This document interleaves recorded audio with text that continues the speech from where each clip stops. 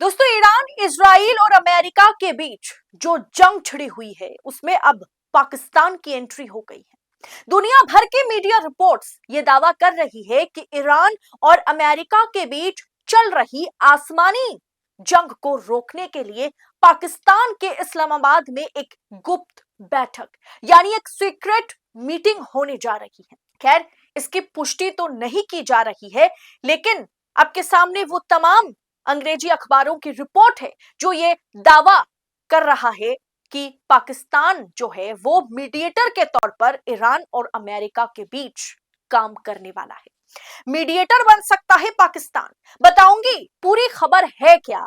White house ने इस पर चुप्पी तो तोड़ी है, लेकिन व्हाइट हाउस ने जो बयान जारी किया है उस बयान ने सस्पेंस को और बढ़ा दिया है। क्या पाकिस्तान वाकई मिडिल ईस्ट की आग बुझाने वाला शांति दूत बनने जा रहा है? और अगर ऐसा होता है तो यह भारत के लिए कितना बड़ा सेटबैक होगा, कितना बड़ा झटका साबित होगा, सब कुछ आपको बताऊंगी, तो आखिर तक वीडियो में हमारे साथ बने रहे। नमस्कार, मैं हूं आपके साथ अदिति और आप 4 PM न्यूज नेटवर्क देख रहे हैं। दोस्तों, ईरान पर बमबारी के बीच क्या वॉशिंगटन और तेहरान के बीच कोई खिचड़ी पक रही है? क्या Reuters, financial times, times of Israel के रिपोर्ट्स ने एक सनसनी खबर फैला दी है? दावा यह किया जा रहा है कि पाकिस्तान, टर्की और इजिप्ट के जरिए अमेरिका और ईरान के बीच बैक चैनल डिप्लोमेसी चल रही है और इसमें सबसे बड़ा रोल क्या पाकिस्तान प्ले करने वाला है? व्हाइट हाउस का बयान जो आया है, व्हाइट हाउस की ओर से जो बयान जारी किया गया है वो बड़ी रहस्यमयी है। दरअसल दोस्तों, जब भारतीय न्यूज एजेंसी ने व्हाइट हाउस की प्रेस सचिव कैरोलाइन लेविट से इस्लामाबाद में होने वाली इस मीटिंग पर सवाल पूछा तो उन्होंने ना तो इसे एक्सेप्ट किया, ना इसे पूरी तरीके से इनकार किया। लेविट ने कहा, यह एक बेहद संवेदनशील स्थिति है। हम प्रेस के जरिए, प्रेस के माध्यम से बातचीत नहीं करेंगे जब तक ऑफिशियल अनाउंसमेंट ना हो। किसी भी अटकल को अंतिम माना नहीं जाएगा। अब दोस्तों, एक्सपर्ट्स का मानना है कि व्हाइट हाउस का ये नो कमेंट वाला अंदाज ही बता रहा है कि पर्दे के पीछे कुछ बड़ा चल रहा है। दरअसल रिपोर्ट्स के मुताबिक पाकिस्तान के army chief general Asim Munir सीधे डोनाल्ड ट्रंप के संपर्क में है। वो रिपोर्ट, तमाम मीडिया आउटलेट की रिपोर्ट आपके स्क्रीन पर है। वहीं दोस्तों, पीएम शहबाज शरीफ ईरानी राष्ट्रपति से कई बार फोन पर बात कर चुके हैं, यह भी दावा किया गया है।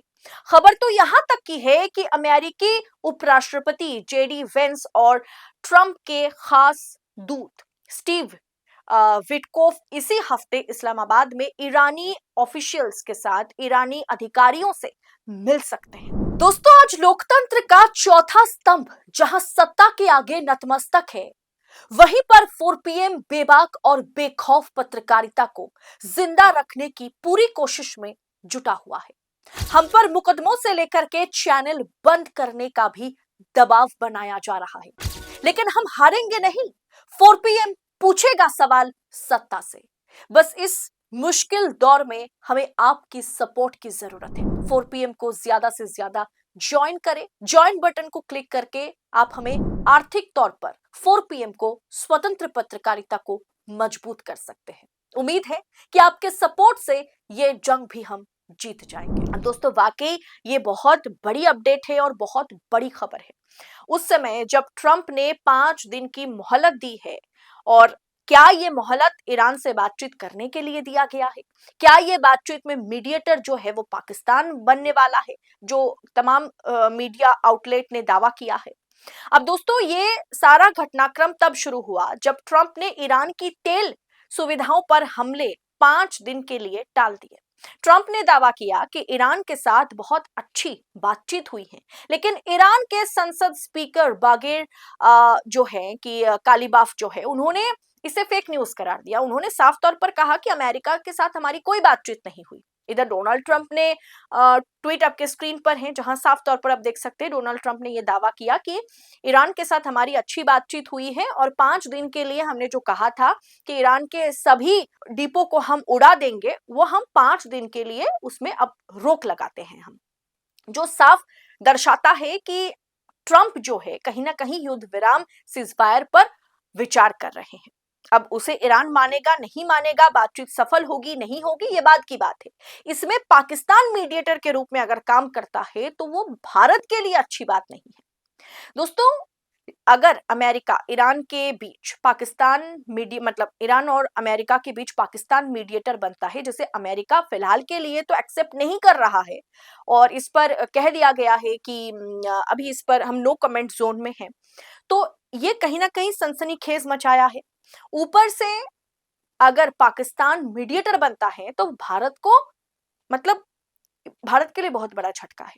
दरअसल दी वायर की रिपोर्ट के मुताबिक दी वायर ने इस पर एक बहुत अच्छा आर्टिकल जो है पब्लिश किया है और दी वायर के आर्टिकल के मुताबिक अमेरिका और ईरान के बीच मध्यस्थता के रूप में पाकिस्तान का उभरना भारत के 6 मुख्य कारण जो है वो रणनीतिक तौर पर भारत की बड़ी हार है।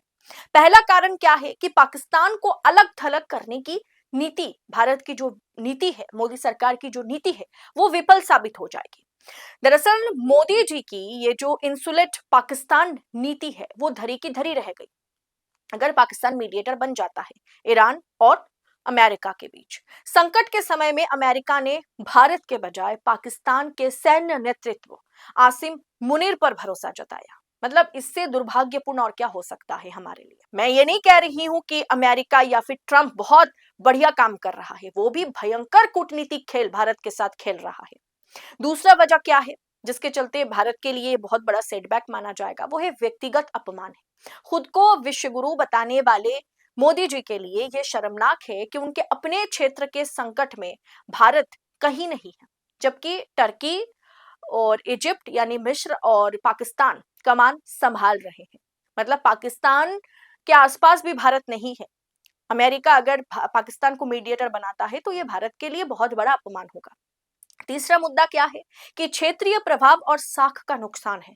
भारत अब केवल अपनी ऊर्जा जरूरतों को बचाने में लगा हुआ है, जबकि पाकिस्तान तेहरान और वॉशिंगटन दोनों का विश्वास जीत रहा है। दोस्तों, इस पूरे मुद्दे में अमेरिका तो भारत का बॉस बनने की पूरी कोशिश में लगा हुआ है और हम ये मानते हैं या मोदी सरकार ये दावा करती है कि ट्रंप हमारा दोस्त है, जबकि बिल्कुल ऐसा नहीं है। ट्रंप बॉस बनने की कोशिश में है और खुद को वो बॉस मानता भी है भारत के लिए। दूसरी बात यह है कि तेहरान के साथ, ईरान के साथ हमने अपनी रिश्ते को बहुत हद तक खराब कर लिया है। इस पूरे मैटर पर 5 दिन बाद, खामेनेई की मृत्यु के 5 दिन बाद हमने शोक जताया। ईरान के इस मैटर पर हमने किसी तरीके के, ईरान पर जिस तरीके की हमला किया गया था उस पर हमने कोई बयान जारी नहीं किया। तो इसीलिए ईरान के साथ और वॉशिंगटन के साथ, दोनों के साथ हमारे रिश्ते खराब हो रहे हैं, जबकि पाकिस्तान तेहरान और वॉशिंगटन के बीच मीडिएटर बनने वाला है। चौथा वजह क्या है भारत के लिए ये सेटबैक क्यों है कि अमेरिका भारत साझेदारी की खोखली हकीकत। ट्रंप प्रशासन ने भारत को दरकिनार कर यह साबित कर दिया कि वो भारत को केवल एक ग्राहक मानता है, ना कि एक रणनीतिक भागीदार, ना कि दोस्त, ना कि साझेदार। पांचवा क्या है कि चाबहार बनाम इस्लामाबाद। भारत ने करोड़ों खर्च किए ताकि पाकिस्तान को बाईपास कर सके, पाकिस्तान को बाईपास करके वो अपना कामकाज जारी रख सके, इंपोर्ट एक्सपोर्ट जारी रख सके, लेकिन कूटनीति के गलियारों में पाकिस्तान ने भारत को ही बाईपास कर दिया है। अगर वाकई पाकिस्तान मीडिएटर बनता है तो, अगर वाकई इस्लामाबाद में ईरान के ऑफिशियल्स के साथ अगर अमेरिका के ऑफिशियल मीटिंग करते हैं तो छठा क्या है, 6th पॉइंट क्या है कि नया कूटनीतिक गुट बन जाएगा। टर्की, इजिप्ट, पाकिस्तान का नया गुट उभर रहा है जिसने भारत को ग्लोबल साउथ के नेतृत्व से बाहर धकेल सकता है। स्ट्रेट ऑफ हॉर्मुज की सुरक्षा और वैश्विक तेल बाजार को बचाने के लिए क्या अमेरिका और ईरान एक मेज पर आएंगे और क्या पाकिस्तान इस ऐतिहासिक डील का गवाह बनेगा? क्या ऐतिहासिक डील पाकिस्तान करवाएगा? फिलहाल पूरी दुनिया की नजर इस्लामाबाद की इस मीटिंग पर टिकी हुई है। जो मीडिया आउटलेट ने दावा किया है कि एक मीटिंग होने जा रही है, पाकिस्तान मीडिएटर बनेगा। ये किस हद तक सच साबित होता है ये आगे देखना दिलचस्प होगा। और इस पूरे विषय पर आपकी राय क्या है दोस्तों, कमेंट बॉक्स में बताइएगा। ऐसी तमाम खबरों को यूं ही पड़ताल के साथ पाने के लिए, सटीक विश्लेषण के साथ पाने के लिए 4 PM न्यूज नेटवर्क के साथ बने रहे। आजाद मीडिया को भरपूर सपोर्ट करते रहें। इस रिपोर्ट में इतना ही, जल्द होगी मुलाकात। बहुत बहुत शुक्रिया आपका। जय हिंद, जय भारत।